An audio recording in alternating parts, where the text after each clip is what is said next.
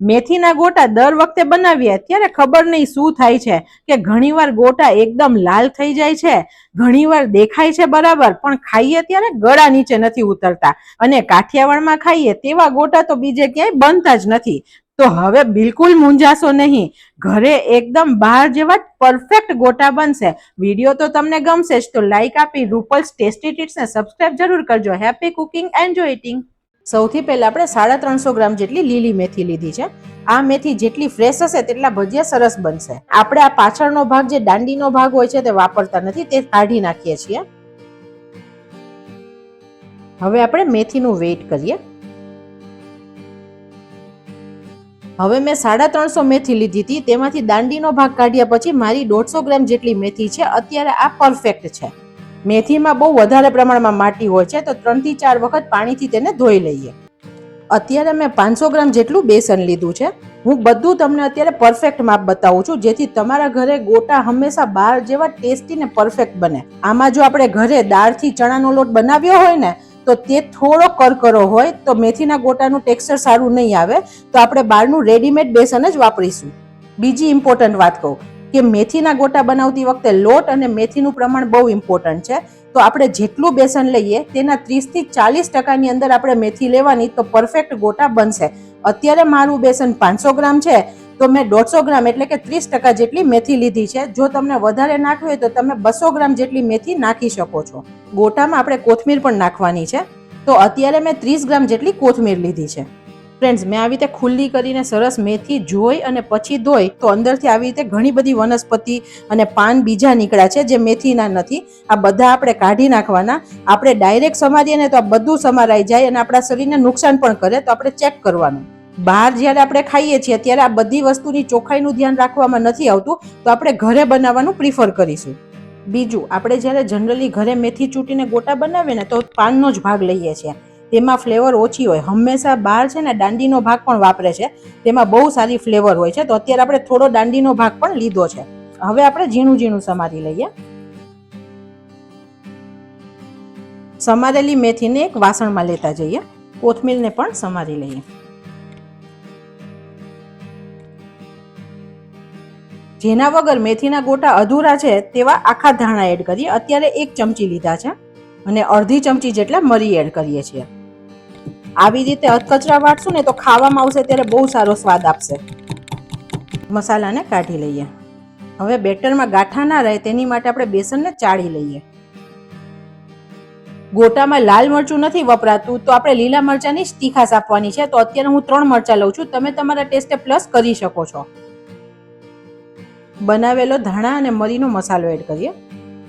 બેસનને પચવા માટે 1 ચમચી જેટલો અજમો લીધો છે, હાથેથી મસળીને એડ કરીએ.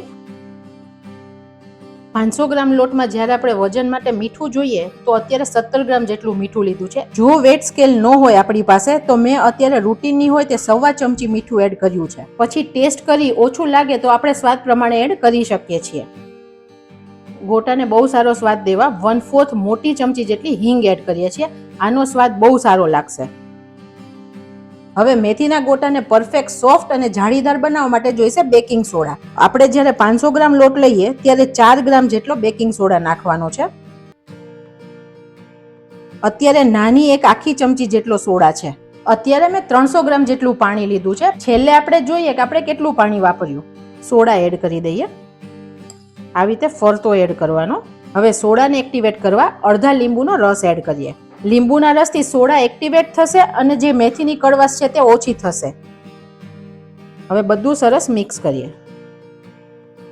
જ્યારે ચણાના લોટનું બેટર બનાવીએ ત્યારે 1 સામટું પાણી એડ નહીં કરવાનું, કેમ કે ચણાનો લોટ અત્યારે આટલો બધો દેખાય છે, પણ પાણી એડ થયા પછી ઓછો થતો જશે. હવે થોડું થોડું પાણી એડ કરીએ. બીજી ઇમ્પોર્ટન્ટ વાત, આપણે મસળીને વજનથી બેટર નથી બનાવવાનું. આપણે આંગળી પોળી રાખીને સ્મૂધ હાથે તેને મિક્સ જ કરવાનું છે.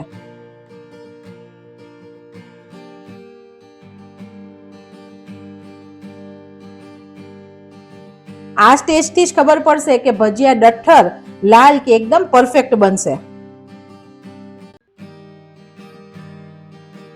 બીજી સાઈડ આપણે તેલને પણ ગરમ થવા મૂકી દઈએ. ગેસની ફ્લેમ અત્યારે સ્લો રાખી છે. હવે મોસ્ટલી આપણને આવા ટાઈમે એમ થાય કે આપણે આમ ભેગું કરી અને ગોટા પાડીએ છીએ તો પડી રહ્યા છે, તો બેટર પરફેક્ટ છે. તો આપણે આ સ્ટેજ પર થોડું બેટર અલગ કરી લઈએ. આ ફ્રેન્ડ્સ હું તમને દેખાડવા માટે જ બતાવી રહી છું કે બંને ભજીયામાં કેટલો ફરક આવે છે. અત્યારે આપણે આટલું બેટર અલગ કરીએ છીએ અને હવે આપણે આપણું બેટર સરખું કરીએ. અત્યારે મેં 300 ગ્રામ પાણી લીધું હતું, તે બધું પાણી મેં વાપરી લીધું છે. બીજું 2-3 ચમચી જેટલું પાણી આપણે એડ કરીએ.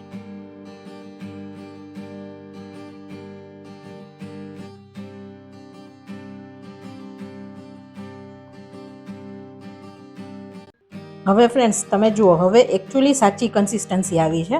હું તમને બતાવું પણ ખરા કે ચેક કેવી રીતે કરવાનું. આપણે આવી રીતે થોડો ભાગ લઈ અને મૂકવાનો. જો રેલાઈ જાય ને તો પરફેક્ટ નથી, અને આવી રીતે શેપ હોલ્ડ થાય ને તો અત્યારે બેટર પરફેક્ટ છે. ફ્રેન્ડ્સ આ બેટરમાં પણ રેલાશે નહીં, પણ કન્સિસ્ટન્સી તમારે જોવાની કે આપણે કેવી રાખવાની છે. હવે આપણે પહેલા તેલ ચેક કરીએ. જો તરત ઉપર આવે તો પરફેક્ટ છે. હજુ તેલ થોડું ઓછું ગરમ છે, થોડું થવા દઈએ.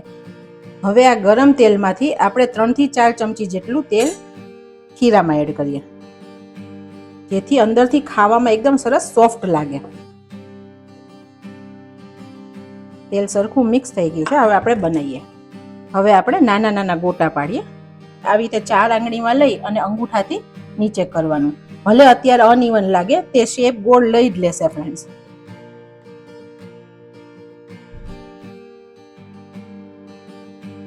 તમે જુઓ, જેમ જેમ તળાતા જાય છે તેમ તેની મેથે તે ઉપર આવતા જશે, અને થોડા છૂટા મૂકવાના, કેમ કે તેને ફૂલવા માટે જગ્યા મળે. બસ એકવારમાં સમાય એટલા મૂકવાના. તમે જુઓ, એની મેથે મેથે ફરી રહ્યા છે. બીજી ઇમ્પોર્ટન્ટ વાત, આપણે તરત આને પલટાવવાના નહીં તો તે અંદરથી ફૂલશે નહીં ને બેસી જશે. એને મેથે ફરવા દો. થોડીક વાર થાય પછી સેજ જારો નાખ્યો. તમે જુઓ, બધા ગોટાની મેથે ફૂલીને ઉપર આવી ગયા છે. બીજું કે આમાં બિલકુલ તેલ નહીં ભરાય અને વ્હાઈટ કલરના બાલ જેવા બનશે. અને અત્યારે તમે જુઓ, જ્યારે ગોટાની આજુબાજુ કેટલા બધા બબલ્સ છે. જ્યારે ગોટા રેડી થશે ને ત્યારે આ બધા બબલ્સ પણ ઓછા થઈ જશે, તો તમને ખબર પડશે કે ગોટા તળાઈ ગયા.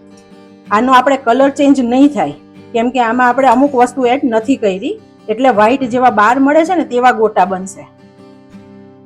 તમે જુઓ કેટલા મસ્ત કલરમાં બન્યા છે. તળાય કે નહીં તે ચેક કરવા માટે આવી રીતે ચપ્પાથી પણ ચેક કરી શકશો. ચપ્પુ અંદર નાખશો, લોટ બિલકુલ નહીં ચોટે, તો અત્યારે સરસ ગોટા તળાઈ ગયા છે.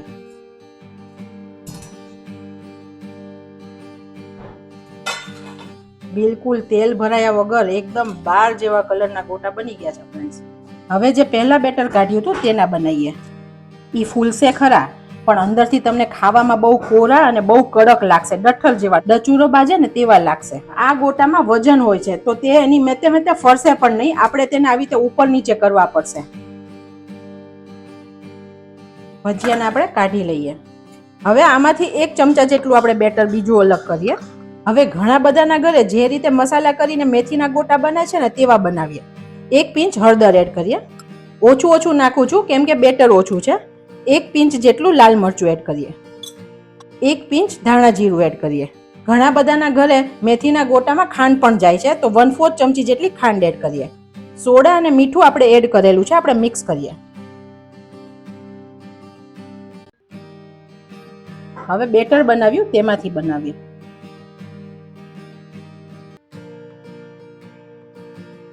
તમે જુઓ, હવે આ ભજીયામાં લાલ સ્પોટ દેખાય છે, કેમ કે હળદર અને સોડા સરખો મિક્સ ના થાય, અથવા તો વધારે પ્રમાણમાં જ્યારે સોડા અને હળદર મિક્સ થાય ને તો આવી રીતે લાલ સ્પોટ થઈ જાય. ખમણમાં પણ તમારે આ વસ્તુ થાય ફ્રેન્ડ્સ. બીજું કે તમે ખાંડ નાખો ને તો ખાંડ પણ ક્રિસ્ટલાઇઝ થશે ને તેનો પણ બ્રાઉન કલર છોડશે, તો ભજીયામાં લાલ લાલ સ્પોટ્સ આવશે. આપણે તેને ચડવા દીધા ત્યાં સુધી તમે જુઓ લાલ કલર થઈ ગયો છે. ઘરે આપણે બનાવીએ ને ત્યારે જનરલી આપણા ઘરે આવા કલરના ગોટા બને છે. એકદમ બાર સરસ વ્હાઈટ હોય ને તેવા ના બને, અને આપણને એવું થાય કે દુકાનવાળાના ગોટા કેટલા મસ્ત હોય છે ને આપણા એવા નથી બનતા. તો આજે હવે જે રીત બતાવી તે રીતે બનાવશું તો હંમેશા પરફેક્ટ બાર જેવા જ ગોટા બનશે.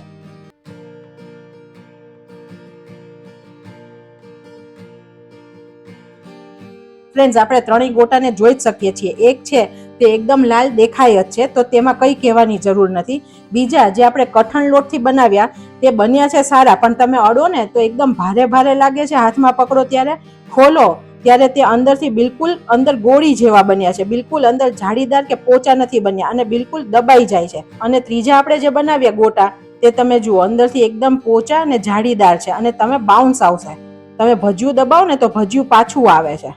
એકદમ પરફેક્ટ છે ને ક્યાંયથી લોટ ચોટતો નથી, બધી સાઈડથી સરસ ચડી ગયું છે.